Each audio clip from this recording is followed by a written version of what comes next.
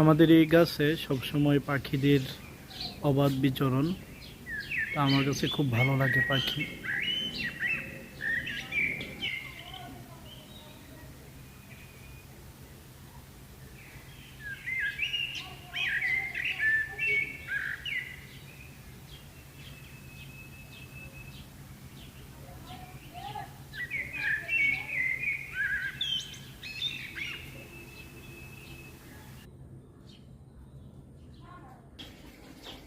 একদম আমার কাছে চড়ুই পাখিটা বইসা দিছে, কত সুন্দর।